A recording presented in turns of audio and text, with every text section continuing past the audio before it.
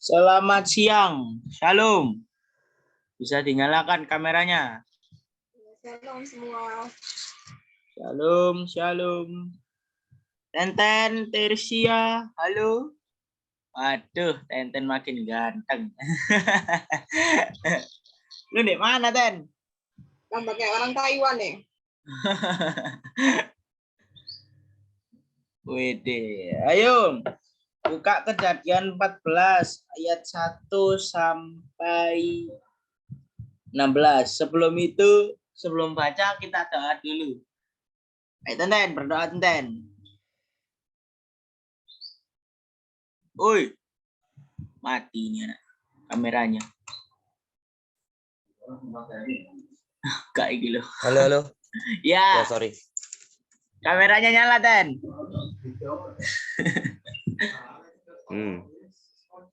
Ini Nino ini, Cahyadin. Nah, mantap. Baru masuk. Nah, Ya, jalan.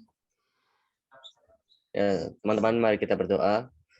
Tuhan Yesus, terima kasih atas kemurahan-Mu yang indah untuk hari ini ya Tuhan. Engkau telah menyempatkan waktu kami agar kami bisa berkumpul di sini. Sebentar kami mau mendengarkan firman-Mu. Semoga firman-Mu ini menjadi inspirasi bagi kami dan bisa tinggal dalam hati kami. Terima kasih Tuhan, dalam nama Tuhan Yesus, haleluya, amin. Oke, amin. Ayo Teresia, Nino, WW kameranya. Kita di-record soalnya nanti kalau mati kita diprotes. Nah, WW, Masya ampun. Teresia, kenapa kamu? Error mungkin. Oke. Kita bacanya lempar-lempar seperti biasa. Saya baca ayat 1, nanti kita lempar. Abram mengalahkan raja-raja di timur dan menolong Lot. Ayat pertama, pada zaman Amrafel, Raja Sinear, Ariok, Raja Elazar, Kedorlaomer, Raja Elam, dan Tideal, Raja Goyim, terjadilah. Ayat 2, Tenten.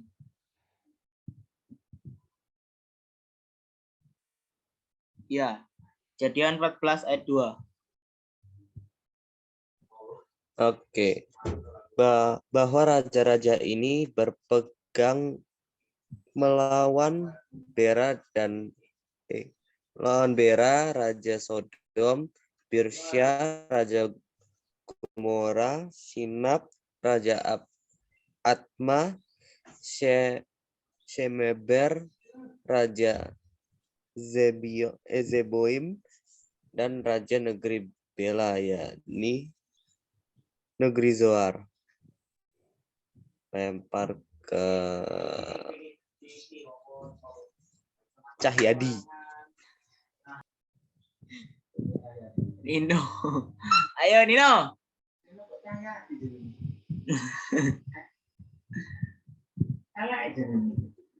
Cahyadi ini Nino bukan? Iya, benar ya? Oi. Iya, kau ini. Jalan. Problem cut sama mic. Oh, problem dia Tenten. Ganti aja.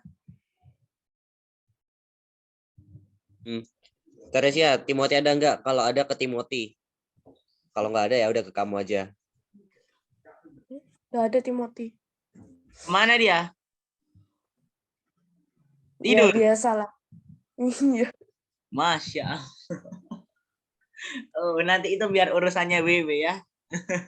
Ya, W ya. Mantap. Ya. Ya. Lanjut, silakan dibaca. Raja-raja yang disebut terakhir ini semuanya bersekutu dan datang ke lembah Sidim, yakni Laut Asin. Lempar ke Habel. 12 tahun lamanya mereka takluk kepada Kedorlaomer, tetapi dalam tahun yang ke-13 mereka memberontak. WW. Dalam tahun yang ke-14 datanglah Kedorlaomer serta raja-raja yang bersama-sama dengan dia. Lalu mereka mengalahkan orang Rephaim di Asteroid, Karnaim orang Zuzim, di Ham orang Emim, di Swawe, Kiryataim. Lempar ke Nino. Ini sepertinya Prof. Ganti aja Wiwi. Ada 4 biji di sini. Ayo Wiwi, ganti aja Wiwi. Habel. Dan orang Hori di pegunungan mereka yang bernama Seir sampai ke El Paran di tepi padang gurun. Tenten. Sesudah itu baliklah mereka sampai ke En Mispat, yakni Kadesh, dan mengalahkan seluruh daerah orang Amalek dan juga orang Amori yang diam di Hazezon Tamar. Ganti ke Teresia lagi.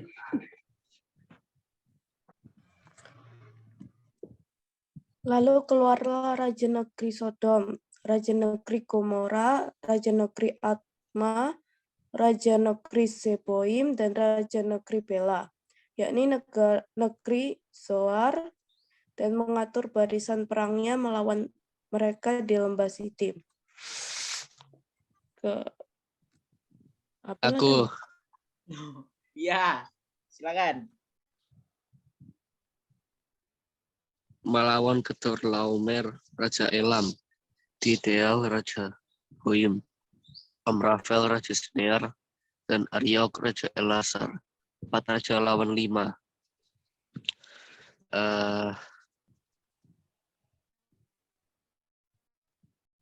Ayo, jangan lama-lama. Koko. Oke, di lembah Sidim itu di mana-mana ada sumur aspal. Ketika Raja Sodom dan Raja Gomora melarikan diri, jatuhlah mereka ke dalamnya. Dan orang-orang yang masih tinggal hidup melarikan diri ke pegunungan. Ganti ke Habel. Segala harta benda Sodom dan Gomora beserta segala bahan makanan dirampas musuh, lalu mereka pergi. Wewe. Kemudian datanglah seorang pelarian. 12, ayat 12. Juga Lot anak saudara Abram serta harta bendanya dibawa musuh, lalu mereka pergi, sebab Lot itu diam di Sodom. Tenten, lempar ke Tenten. Kemudian datanglah seorang pelarian dan menceritakan hal ini kepada Abram, orang Ibrani itu, yang tinggal dekat pohon-pohon Tarbantim, kepunyaan Mamre, orang Amori itu, saudara Eksol dan Aner, yakni teman-teman sekutu Abram. Cahyadi, silahkan lanjutkan. Ketika dengar bahwa anak saudaranya tertawan, maka dikerahkannya lah orang-orang yang latih. Bagi mereka yang lahir di rumahnya 318 orang banyaknya, lalu mengejar musuh sampai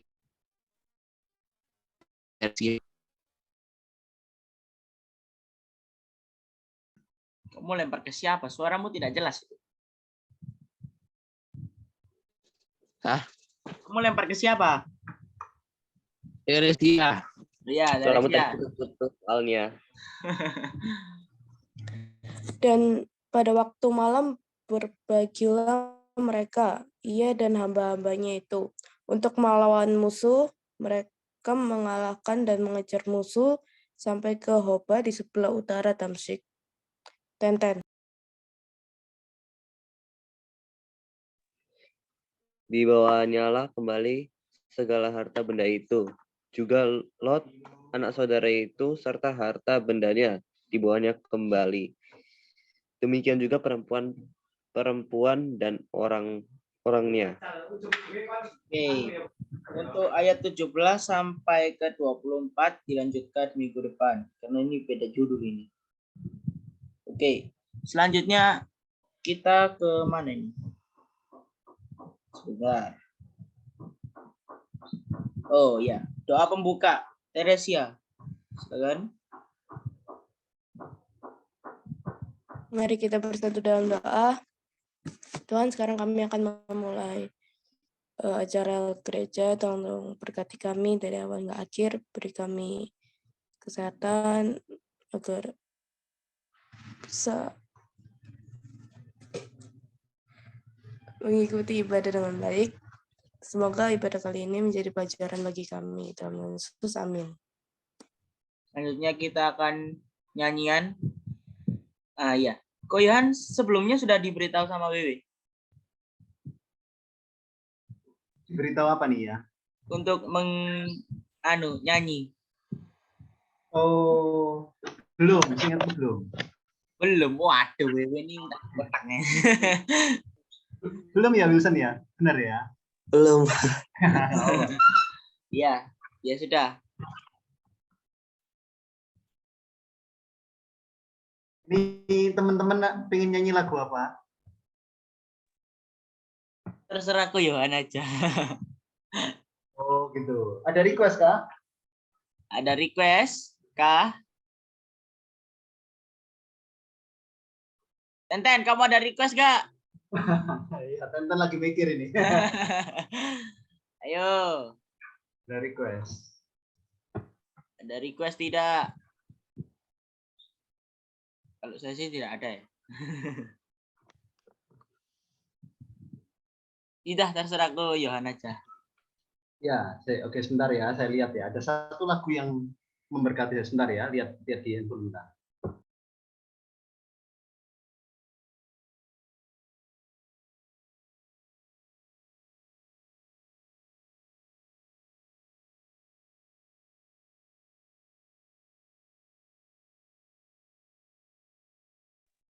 Nanti bisa ditampilkan liriknya ya. Oh iya. Tolong dikirim apa judul lagunya? Iya, judulnya ini Di Hadiratmu. Iya, hadiratmu. Bentar, saya cari di Ya, saya bantu juga. Oh iya, ini. Yuk, kita menyanyi. Sudah ketemu? Oh, enggak perlu lirik. Oh, enggak usah wes. Oke. Ya, oke. Ya, share screen ya, teman-teman. Mau minta tolong dong dijadikan co-host.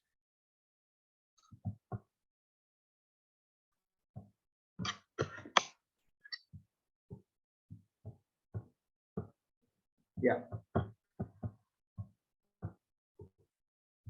Oke. Akan ditambahkan ini ya. Oke, bisa kelihatan ya? Bisa. Kelihatan liriknya ya. Nah. Oke. Ya. Ini lagu lama tapi bagus. Kita akan sama-sama belajar ya. Di hadiratmu aku bebas. Di hadiratmu aku puas. Di hadiratmu ku datang, kehidupan, pernyataan kuasa kekuatanmu. Di hadiratmu ku datang, persembahkan di hadapan Rajaku. Kita pujikan dari awal. Kita baca bersama. Di hadiratmu aku bebas. Di hadiratmu aku kuat. Di hadiratmu ku datang, kehidupan, pernyataan kuasa. Di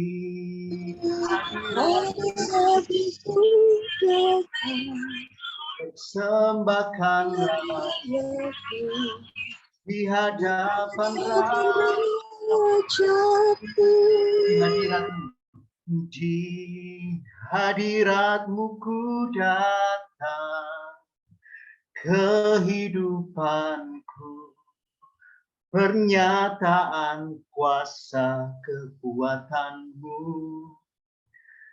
Di hadiratmu ku datang, persembahkanlah di hadapan Rajaku. Sekali lagi kita akan pujikan. Di hadiratmu ku datang, kehidupanku, pernyataan kuasa kekuatanmu. Di hadiratmu ku datang, persembahkanlah di hadapan Rajaku. Oke, saya kembalikan ke Habel. Ya, silahkan kita doa sebelum mendengarkan firman. Saya minta ada di sini. WW ya. WW bisa doa untuk firman. Lalu saya akan serahkan ke Koyohan. Tuhan Yesus, kiranya Engkau berkati kami Tuhan yang akan mendengarkan firman dari Koyohan Tuhan. Kiranya Engkau berkati kami Tuhan untuk mendapatkan firman-Mu Tuhan, mendengar firman-Mu Tuhan, untuk mengubah hidup kami Tuhan. Terima kasih ya Yesus. Kami percaya Tuhan. Haleluya. Amin. Ya, silakan Koyohan.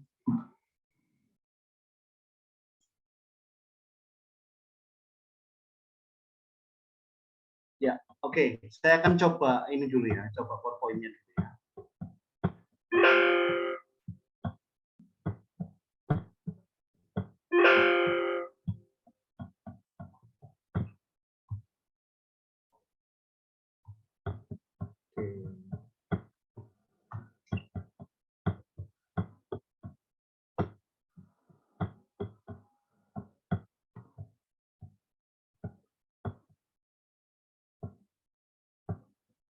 Ya, teman-teman bisa lihat, kelihatan gambar apa ya ini ya? Oh, bisa, itu kelihatan orang lagi berdoa itu. Apa sih? Oh, oke. Maksud kakak ini, satu layar kan, satu halaman kan. Ini juga Oh, kelihatan. enggak, ini masih apa namanya? Mode edit, Oh, oke. Sebentar. belum di slideshow. Ya, oke. Saya akan lagi.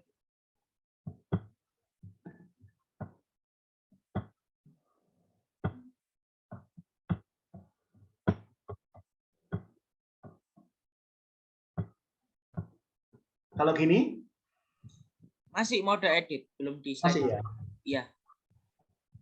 Oh, mana ya?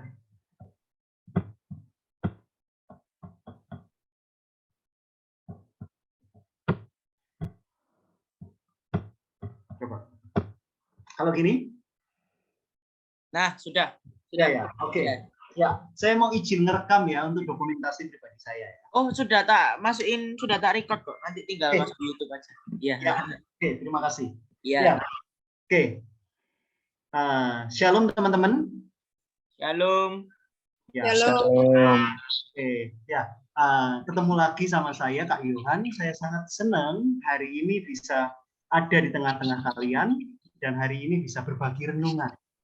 Yang saya harapkan bisa membuat kita lebih mengenal Tuhan secara pribadi.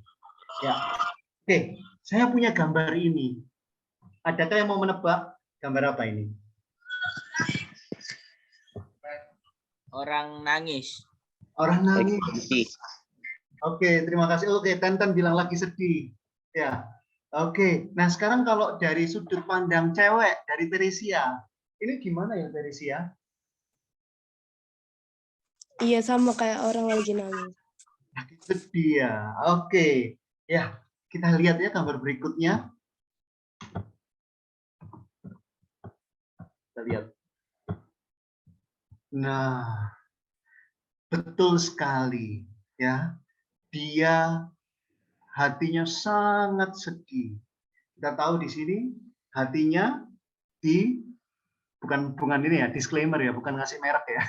Di handy plus hatinya. Berarti ada hati yang terluka. Nah, kita mau sebutnya luka batin ya. Itu yang menjadi tema kita siang hari ini. Nah, gini, teman-teman, kalau luka batin, terutama yang sudah numpuk dari lama, terus kita biarkan, tidak ditangani sama sekali. Ya sudah, nggak ada masalah ini. Kan ada pepatah yang bilang apa? Everything is alright, seperti itu ya. Nggak ada apa-apa. Ketika kalian ditanya oleh teman-teman satu komunitas, gimana kabarmu? Kalian jawab, oh baik, puji Tuhan. Seperti itu. Nah, tapi yang terjadi sebenarnya di dalam hatinya lagi nggak karu-karuan. Nah, saya ibaratkan ini seperti bom, ya, bom waktu yang kapanpun bisa meledak. Dan itu kita tahu ya, itu bisa merugikan tidak hanya diri sendiri, tapi juga ke orang lain. Seperti itu. Nah, biasanya gini teman-teman, mereka yang mengalami luka batin, ini kan nggak langsung meledak ya. Meledak kan puncaknya, tetapi di dalam sehariannya, mereka mengalami perasaan seperti ini. Perasaan apa ini ya? Sedih. Ya, perasaan yang bimbang atau gundah, gitu ya. Nah, bisa diibaratkan seperti orang yang teman-teman tahu, orang yang jalan mondar-mandir ke kanan, terus balik ke kiri, balik lagi ke kanan ke kiri. Itu yang dialami. Nah, tapi sebagai manusia, ya ini kita hanya melihat pandangan orang lain. Ada yang berpendapat begini, manusia itu memiliki kemampuan untuk bertahan, untuk survive. Nah, di tengah-tengah perasaan seperti ini, manusia tidak berdiam diri. Mereka berusaha mencari pertolongan. Apa yang bisa dilakukan? Kalau kita orang-orang zaman now, kita akan mencari informasi melalui internet. Ya, kita cari tahu apa yang bisa membantu kita atau istilah hari-hari ini yaitu self help. Pernah dengar ya teman-teman? Self help. Berusaha istilahnya cari informasi yang paling mendekati sama hidup kita. Seperti itu. Nah, di self help ini teman-teman yang ditawarkan itu pandangan yang berpusat kepada diri sendiri. Maksudnya gimana? Maksudnya gini, berusaha membuat perasaan ini lebih baik, tidak tertekan. Oleh karenanya diminta untuk salah satunya ya, untuk mengungkapkan perasaannya atas peristiwa yang dialami. Bukan memberi komen ke orang lain, tidak, tetapi ke diri sendiri. Seperti itu. Juga kita tahu juga hari-hari ini ada mindfulness. Pernah dengar ya? Mindful, harus itu kan sadar akan keberadaan diri kita, lingkungan sekitar kita. Dan kita harus sadar dalam membuat setiap keputusan. Itu intinya mindfulness. Dan ada beberapa pandangan lain yang berpusat kepada diri sendiri. Pertanyaannya, apakah itu cukup untuk menolong kita? Nah, diwakilkan sama anak ini. Cukup nggak ya? Bisa nggak ya menolong kita? Seperti itu. Nah, ketika kita ngomong tentang luka batin, teman-teman, ya, kita akan kembali lagi back to Bible, kembali ke Alkitab. Kita akan cari tahu melalui renungan singkat ini, kita akan cari tahu luka batin menurut Alkitab, khususnya dalam teks PL ya. Terus tokoh di Alkitab yang struggle dengan hal ini. Kita juga akan lihat rahasia. Wah, siapa dari sini yang paling suka dapat kata rahasia? Rahasia berhasil, ujian dapat, ya, ujian lolos ujian. Wah, Tenten itu senang ya, kalau beritahu rahasia. Wah, langsung angkat tangan. Ya. Kalau kita yang sudah besar, rahasia hidup sukses. Angkat tangan. Mungkin saya juga angkat tangan gitu ya. Seperti itu ya. Mungkin yang belum seperti saya juga ya. Ngomong tentang diri sendiri. Rahasia supaya mendapat pasangan hidup. Wah, itu saya angkat tangan. Nah, kalau kali ini kita hubungkan dengan topik kita, yaitu rahasia tokoh Alkitab ini mengalami pemulihan luka batin. Wah, kita akan cari tahu. Dan kita akan bertanya, sebenarnya apakah pemulihan ini masih berlaku bagi kita? Ada yang berpikir, bukankah kisah PL itu sudah beribu-ribu tahun? Nah, hubungannya apa dengan kehidupan kita? Masih bisa kan mengalami pemulihan itu? Nah, kita akan cari tahu ya. Oke, kalau ngomong tentang frasa luka batin, kita merujuk kepada tulisan Raja Salomo ya dalam kitab Amsal. Luka batin Amsal 27 ayat 9. Luka batin dijelaskan sebagai penderitaan yang merobek jiwa. Nada yang sama juga dipakai oleh Ayub. Ayub memakai keadaan yang terrobek-robek. Seperti itu. Ada di dalam Ayub 16 pasalnya 14. Jadi kita mengetahui sekarang kalau luka batin itu berarti tentang penderitaan yang diibaratkan sampai merobek jiwa. Seperti itu ya. Ini mencapai konsensus, mencapai satu kesepakatan gitu. Yang tentunya tidak disengaja, tentunya diinspirasi oleh Roh Kudus sehingga pemakaian kata yang sama. Seperti itu ya. Nah, berikutnya kita akan lihat, nah, tokohnya. Ada yang tahu siapa tokoh ini? Ada yang tahu? Coba dilihat dulu. Bapak ini mengalami apa ini? Ya, mungkin Bu Lydia mau berpartisipasi. Ayub ya Kak Yohan. Betul, Ayub. Ya. Oke. Gimana kita bisa tahu Ayub? Wah, kalau kita lihat cermat, kita lihat keadaan beliau ya. Di mana ada kayak merah-merah seperti ini, ada di sekujur tubuhnya. Oke. Nah, kita lihat. Kita kembali ke kisah Ayub sebentar. Ya, ini adalah gambaran dari si jahat atau setan. Ya, dia keliling dunia, gitu ya, melihat perbuatan anak manusia. Anak manusia dia arti di sini yaitu manusia ya. Nah, cahaya di sini bicara tentang Tuhan. Ya, dia menghadap ke Tuhan dan waktu itu Tuhan ngomong kan tentang Ayub, hambaku Ayub. Nah, si setan ini ngomong mengajukan karena Ayub kamu lindungi. Coba kalau Ayub tidak kamu lindungi, apakah dia masih bisa setia? Saya coba mengungkapkan ya, memparafrase. Apakah dia masih bisa setia kepadamu? Oke, singkat cerita, dia diizinkan untuk mendatangi Ayub. Ya, di sini ya, ilustrasinya seperti ini. Ayub, kita tahu orang yang saleh, dia mempersembahkan korban kepada Allah. Seperti itu ya. Nah, segera datanglah malapetaka yang pertama. Ya, berbicara tentang Apa adik-adik? Bicara tentang ternak yang mati. Oke. Juga sama, ternaknya ya, masih yang satu ternaknya juga kali ini ya kita lihat di sini ya, tersambar, mati. Oke.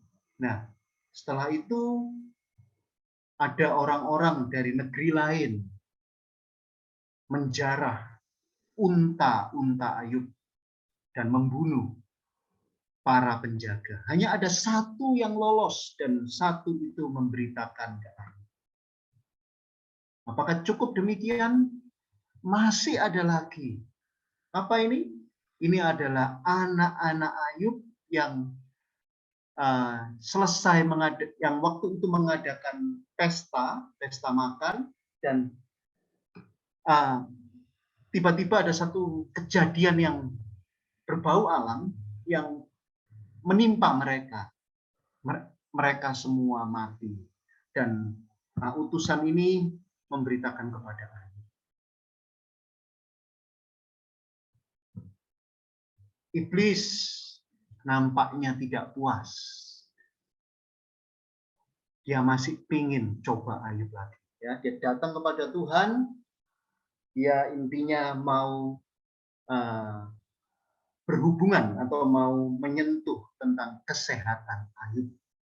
Segera Ayub mengalami seperti ini. Tubuhnya, apa namanya? Kalau kita lihat dari gambar ini ada merah-merah di sekujur tubuh. Tidak sampai di sana. Orang terdekat Ayub. Ingat, Ayub sudah menikah, Bapak Ayub sudah menikah, berarti punya istri. Istrinya ngomong, ya. Ada satu perkataan, kutukilah Tuhanmu dan matilah engkau ketika melihat segala penderitaan Ayub. Tapi Bapak Ayub kita tahu tidak bersalah dengan perkataannya dalam hal ini. Seperti itu. Nah, kita lihat sekarang. Kita mau lihat, kita mau bandingkan ya adik-adik, penderitaan Ayub dan penderitaan remaja pemuda. Oke?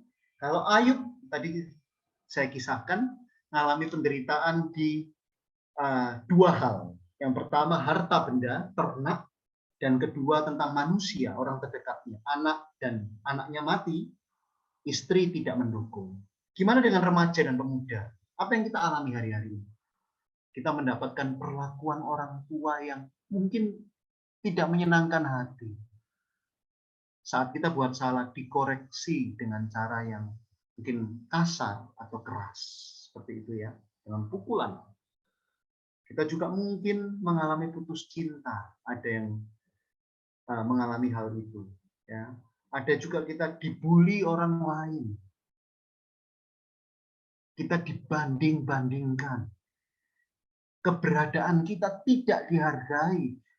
Kita sudah lama berteman dengan dia, dilupakan hanya karena teman baru. Ada yang pernah mengalami itu?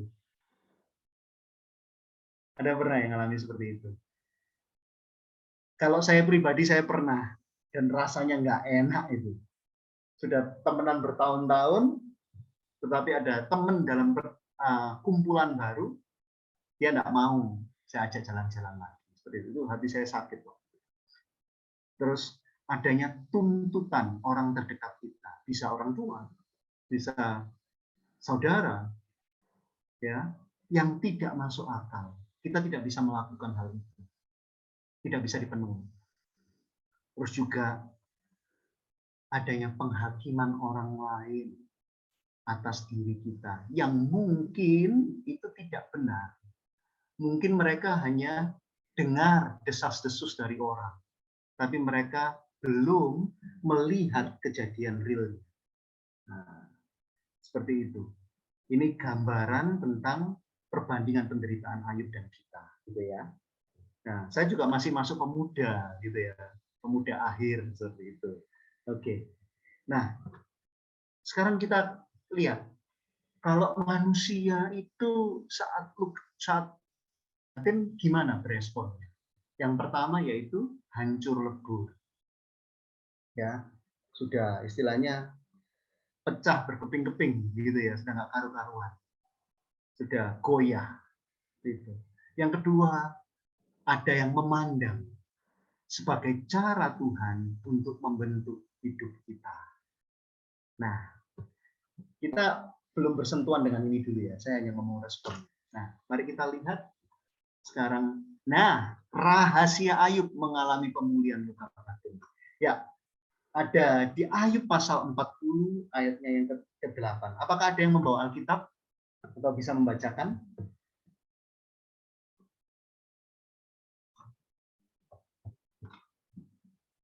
Mungkin satu orang bisa membacakan.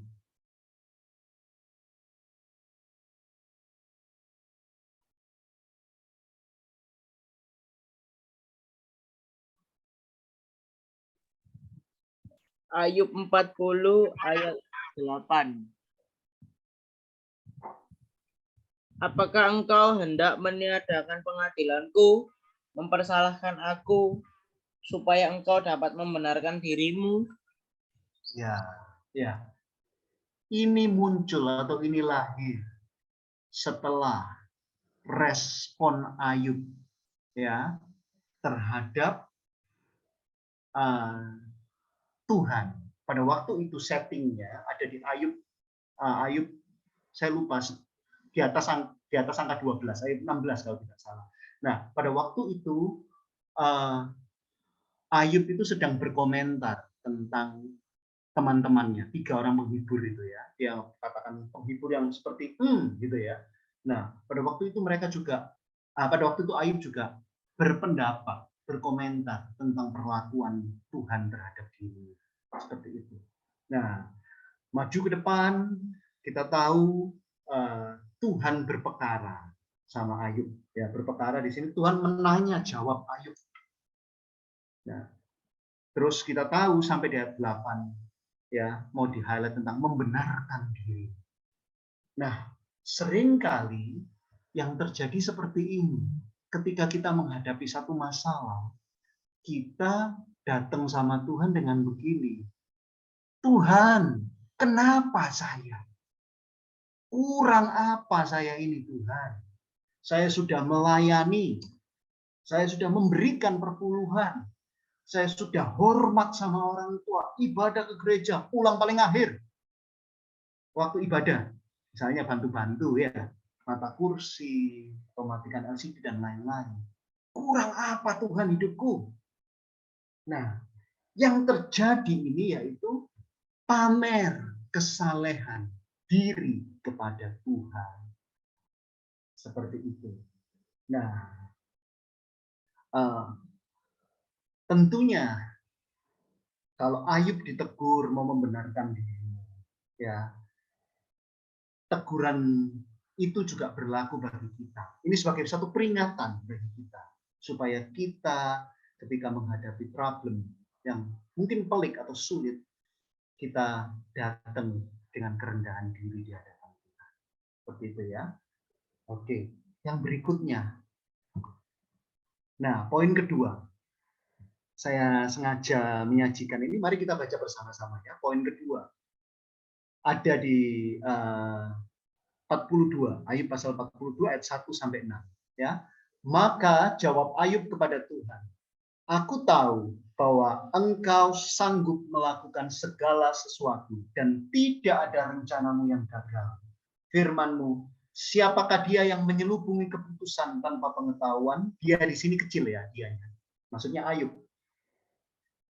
Itulah sebabnya tanpa pengertian aku telah bercerita tentang hal-hal yang sangat ajaib bagiku dan yang tidak ku ketahui. Firman-Mu, dengarlah, maka akulah yang berfirman. Aku akan menanyai engkau supaya engkau memberitahu aku. Ini respon Ayub. Hanya dari kata orang saja aku mendengar tentang engkau. Tetapi sekarang mataku sendiri memandang engkau. Oleh sebab itu, aku mencabut perkataanku dan dengan menyesal aku duduk dalam debu dan abu. Nah, saya mau highlight yang 42 ayat 3 di sini. Tanpa pengertian aku telah bercerita ya tentang hal-hal yang salah saja tanpa pengertian. Yang senada dengan ayat ke-6, mencabut perkataanku. Ini bentuknya, yaitu mencabut perkataan dia, penilaian dia kepada Tuhan. Ya, cabut. Apa yang bisa kita pelajari dari rahasia kedua? Yaitu kita tidak menyalahkan Tuhan. Mungkin kita sudah berburuk sangka kepada Tuhan. Bahkan kita menceritakan kepada orang-orang terdekat, kepada orang terdekat kita. Tuhan ini jahat sama aku. Dia sudah lakukan ini, itu, banyak hal yang nggak aku suka. Nah, kalau kita sudah pernah lakukan hal itu, mari kita minta ampun. Karena kita sudah pernah menuduh Tuhan. Gitu ya. Dan kita tahu, dari Ayub kita tahu, tuduhan-tuduhan itu ya, itu terjadi karena kurangnya pengenalan kita. Pengenalan dia akan Tuhan. Waktu itu dia hanya dengar dari kata orang. Ditulis ya tadi, dengar dari kata orang tentang Tuhan. Tapi ketika ya dia ada satu momen bertanya jawab dengan Tuhan, di momen itu dia tahu kalau cara pandang dia tentang Tuhan itu salah. Seperti itu ya. Mungkin kita hari-hari ini berpikir Tuhan jahat, Tuhan tidak berkuasa, Tuhan itu terbatas. Tapi kita mau kembali ke sini. Kita lihat ya. 42 ayat 2. Engkau sanggup melakukan segala sesuatu. Ini bicara apa? Tuhan yang maha kuasa. Dia yang mampu melakukan hal-hal yang mustahil bagi kita. Ya, dan tidak ada rencana yang gagal. Seperti itu. Kalaupun kita sudah pernah berpendapat begitu tentang Tuhan, ada kesempatan siang hari ini untuk kita datang kepada Tuhan nanti sebentar, kita akan meminta ampun kepada Tuhan. Seperti itu ya, dan mengharapkan uluran tangannya. Oke. Nah, yang ketiga, oke. Tadi masih ingat ya, ada kisah tentang 3 sahabat. Tadi saya singgung 3 sahabat Ayub, yang istilahnya disebut sahabat yang tidak mendukung, sahabat yang boleh dibilang enggak otentik gitu ya. Ngomong kelihatannya itu berbela rasa sama Ayub. Tetapi mungkin mereka sedang berbicara diri mereka lebih baik dari Ayub. Seperti itu. Nah, untuk 3 orang ini Tuhan juga berperkara, teman-teman. Ya, waktu itu Tuhan bilang, kalian harus minta doa dari hamba-Ku Ayub. Karena doa dari Ayub sajalah yang Aku terima. Nah, ketika mereka datang kepada Ayub, kita tahu tentunya ada pemberesan, tentunya ada perkataan say sorry ya Ayub. Mungkin seperti ini ya, sorry ya Ayub, aku ngomong yang enggak tentang kamu. Nah, seperti itu ya. Bahkan kalau saya teliti lagi di bagian akhir kitab ini dituliskan Ayub, bisa kita lihat ya, Ayub pasal 42. Sebentar, saya tertarik untuk membahas hal ini ya. Saya akan coba lihatkan. Sebentar, Ayub pasal 42. Oke. Nah, ini yang menarik. Oke, ya teman-teman bisa lihat, ya. Bisa. Oke, nah ini yang menarik. Ini penilaian Tuhan, teman-teman, bukan penilaian Ayub. Ini yang luar biasa. Di ayat 9. Nah tadi saya sebutkan ini ya, sebutkan yang tadi ya, murka Tuhan ayat 7 ya, murkaku menyala terhadap engkau ini 3 orang ini. 3 orang itu dan terhadap 2 sahabatmu ya, karena kamu tidak berkata benar. Nah ini menarik teman-teman, saya mau highlight. Ini loh, karena kamu tidak berkata benar tentang aku seperti hamba-Ku Ayub. Jadi ketika kita sedang istilahnya kita sedang membahas tentang Tuhan, Tuhan itu juga mendengar. Ya, mendengar teman-teman bagaimana kita menilai Tuhan. Tuhan itu memperhatikan juga.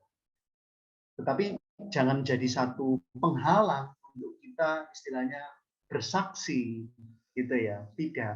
Tuhan juga menyadari tentang kerapuhan kita. Ya, tentang kerapuhan kita Tuhan menyadari. Namun kerapuhan itu tidak menjadi apa ya istilahnya ya, menjadi dasar untuk kita keliru menilai Tuhan. Kita jangan sampai seperti itu. Nah, di sini dijelaskan bahwa Elifas dan 2 orang temannya dihukum ya karena mereka tidak berkata benar tentang Tuhan. Beda dengan Ayub. Seperti itu. Nah, kita kembali ke bahasan kita. Kita kembali ya. Nah, kita sampai ke poin yang ketiga.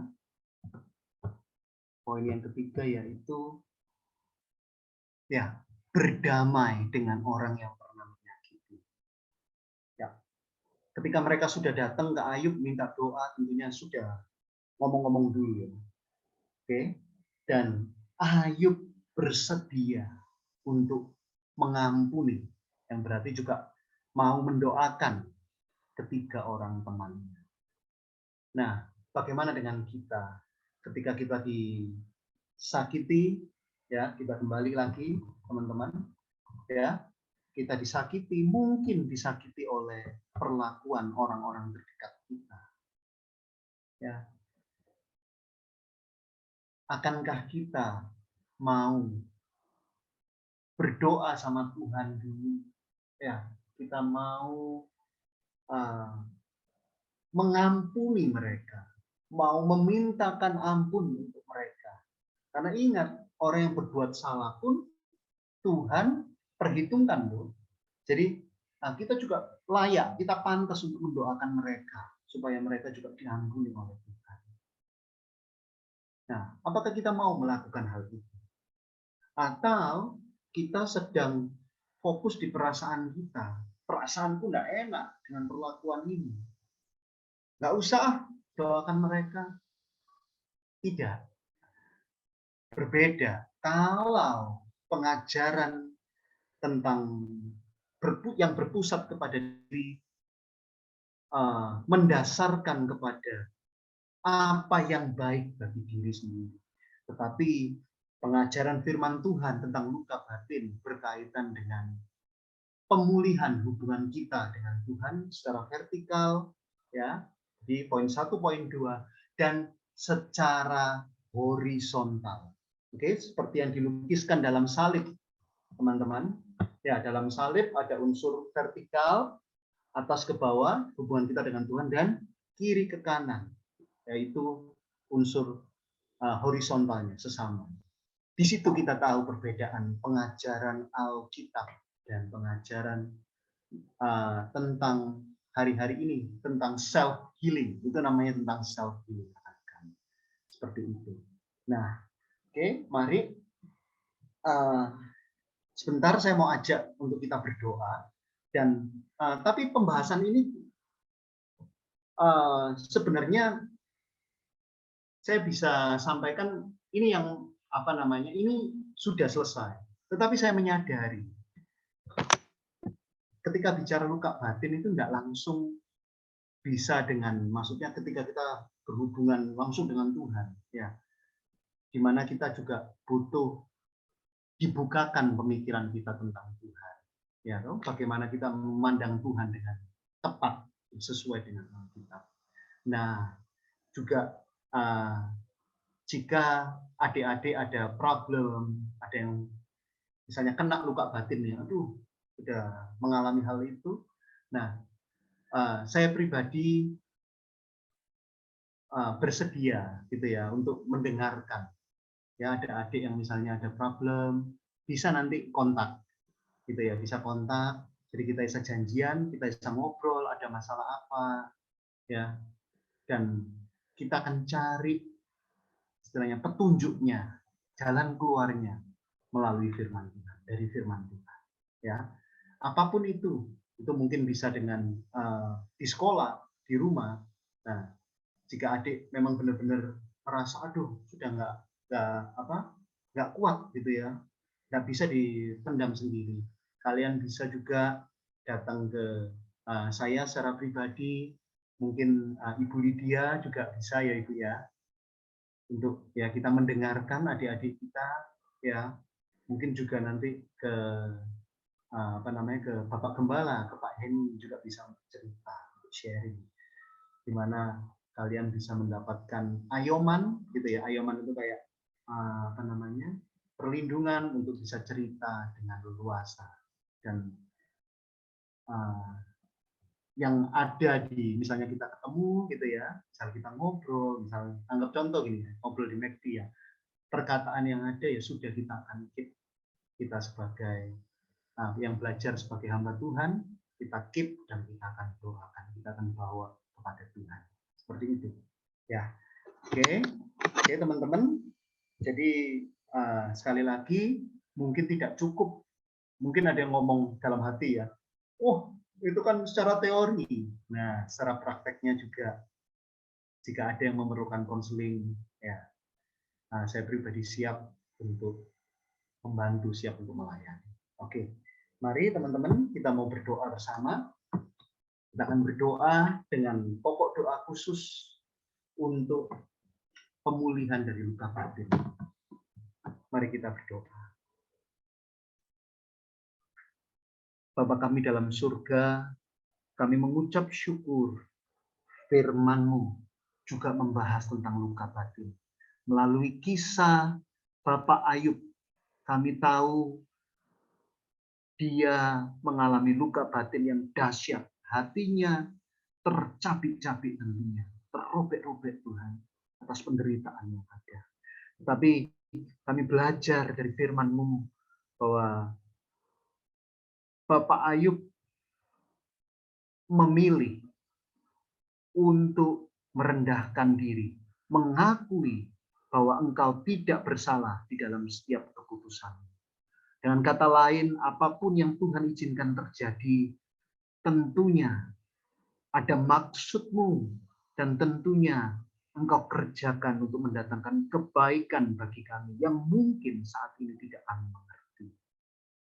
Tuhan, berilah kami cukup iman untuk kami berharap kepada Sang Firman, berharap kepada Tuhan Yesus, bukan berharap kepada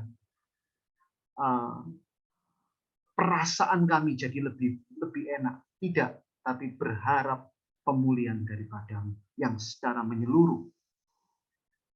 Kiranya Tuhan boleh memulihkan kami. Tuhan, kalau ada di tempat ini maupun ada di rekan-rekan kami yang lain yang kami tahu ada luka batin, Tuhan, kami mau praktek iman. Tuhan, kalau ada yang memang kita tutup mata ya teman-teman, ada yang misalnya luka batin, kalian tidak perlu pegang dada, tidak usah, kalian ya cukup kalian ya berdoa ya. Mari kita berdoa bersama. Tuhan, kalau ada teman-teman kami yang luka batin, Tuhan, Engkau adalah sumber kesembuhan kami. Engkau mau menyembuhkan kami. Tuhan, kiranya Tuhan sembuhkan secara sempurna. Tuhan yang membebat luka hatinya, dan Tuhan yang memberikan perspektif baru di dalam memandang Engkau, relasi denganmu. Dan kami berdoa dengan berjalannya waktu, dia akan semakin kuat dan juga boleh Tuhan pakai untuk memulihkan orang-orang yang lain, melayani orang-orang lain yang perlu kesembuhan dari luka batin. Kami memintanya demi nama Tuhan Yesus Kristus. Terima kasih Tuhan, materaikanlah firman-Mu di dalam hati kami, dan buat kami teringat-ingat ya Allah Kudus akan pengajaran ini, dan kami teringat-ingat untuk merenungkan dan melakukannya. Dengan demikian kami menjadi anak-anak Tuhan yang taat dan percaya sehingga kami berbahagia. Terima kasih. Demi nama Tuhan Yesus, kerjakanlah rencanamu yang tidak pernah gagal di dalam kehidupan rekan kami, Ibu Lydia, dan adik-adik kami GPI H2O. Demi nama Tuhan Yesus, kami berdoa dan mengucap syukur. Amin.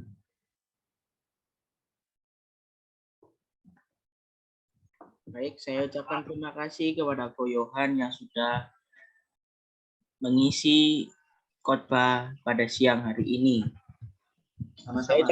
Saya ucapkan terima kasih pada teman-teman yang sekarang ada 5 orang bergabung di sini. Seharusnya bisa lebih dari 5 orang, tapi cuma tadi telat dan banyak yang izin. Tidak tahu alasannya apa itu. Oke, untuk minggu depan ini yang khotbah, saya cek dulu.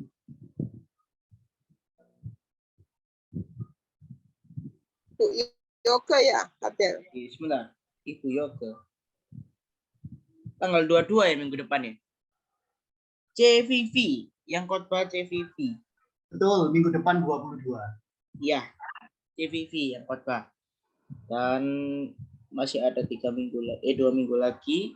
Ya, kita ada ibadah Natal ya di gereja. Nah, ini tanggalnya masih dibicarakan bersama, tapi nanti pasti akan diberitahu secara cepat. Jadi nanti Natalnya onsite di gereja, tapi tetap ada yang online supaya yang berada di luar negeri sekarang ini bisa ikut ya.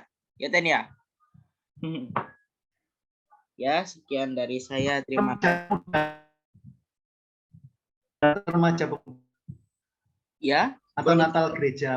Oh, Natal teens, Natal sendiri. Oke. Ya, wah seru itu. Ya. Saya ucapkan terima kasih sekali lagi. Saya serahkan kepada Ibu Lydia untuk doa penutup dan doa syafaat.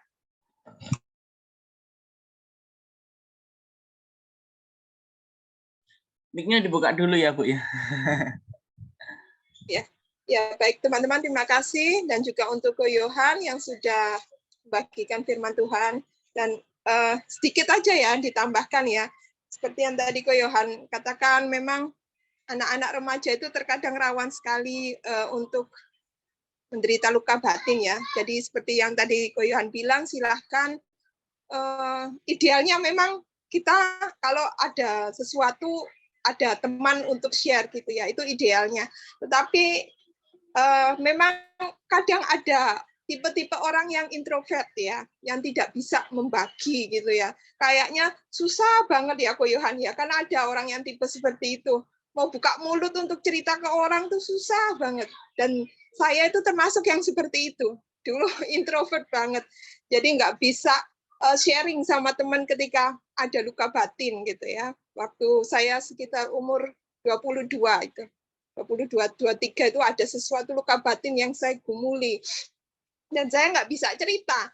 Setiap kali mau cerita itu nggak bisa gitu. Ayo nggak apa-apa kakak-kakak rohani begitu. Ayo cerita aja supaya beban nggak bisa. Dan kadang sudah punya keinginan untuk cerita, untuk telepon gini, Kak, saya bisa nggak ya sharing, saya punya beban, saya punya luka hati, saya punya kepahitan, saya pengen cerita, saya pengen, oh ya, pas begitu udah jam yang ditentukan untuk ketemuan gitu, aduh Kak, nggak jadi deh gitu, nggak jadi deh Kak, seperti itu ya Bu Lydia, seperti itu. Tetapi gini, berdasarkan apa yang Bu Lydia tetap berada di dalam Tuhan ya, tetap berdoa, tetap beribadah gitu ya teman-teman, dan nanti itu Tuhan tuh melalui perjalanan hidup kita, beberapa peristiwa yang Tuhan izinkan di dalam hidup kita itu akhirnya membuat saya tuh ngerti gitu ya, ngerti, oh ternyata seperti ini, ternyata seperti ini, ternyata aku salah gitu. Jadi akhirnya sampai pada satu titik kesimpulan, aku salah, dan aku harus memperbaiki diri, aku harus mengampuni yang nggak ada gunanya untuk mempunyai perasaan memendam perasaan seperti itu gitu ya. Jadi ya saran Bu Lydia buat teman-teman, kalau yang memang bisa bercerita silakan cerita kepada orang-orang yang kalian percayai, pada Ko Yohan terutama ya, kakak-kakak rohani dan Bu Lydia. Tapi kalau yang tidak bisa, tetap beribadah ya teman-teman, tetap beribadah, tetap berdoa, tetap berada di dalam komunitas tuh ya. Oke, mari kita berdoa. Tuhan Bapa kami di dalam surga, kami mengucap syukur untuk hari ini Tuhan. Kami sudah mengakhiri ibadah ini, biarlah Tuhan senantiasa menyertai anak-anak-Mu di dalam setiap perjalanan hidup mereka Tuhan, mulai dari saat ini remaja, dewasa, sampai pada masa tua mereka Tuhan, Engkau tetap memelihara dan menyertai mereka. Kami juga berdoa bagi Ko Yohan yang sudah melayani anak-anak-Mu ini, berkati kehidupannya, berkati pelayanannya, dan kehidupan di dalam keluarganya Tuhan. Terima kasih Bapak. Kami juga berdoa untuk bangsa dan negara kami Tuhan. Kami mohon kiranya Tuhan memberikan pejabat pemimpin yang baik, dan juga pejabat-pejabat semuanya Tuhan yang menjabat di departemen-departemen yang ada di Indonesia ini dan di kota Surabaya ini Tuhan, supaya mereka melakukan apa yang mereka untuk kemuliaan nama-Mu saja Tuhan. Terima kasih Bapak, Kau memberkati kota Surabaya, Kau memberkati semua kota-kota yang ada di Indonesia ini Tuhan.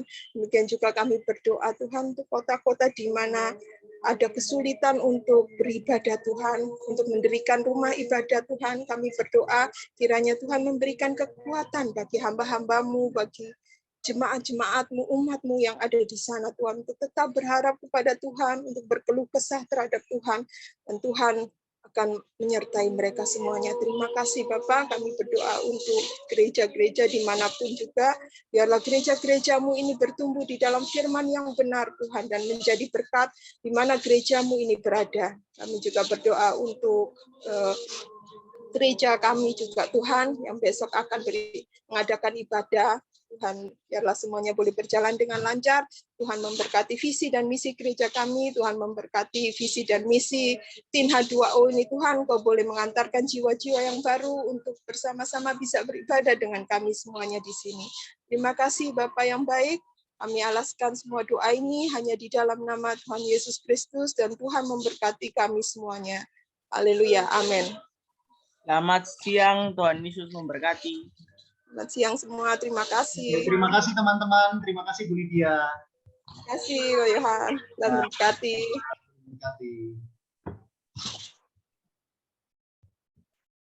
Ya, izin live dulu ya. Thank you.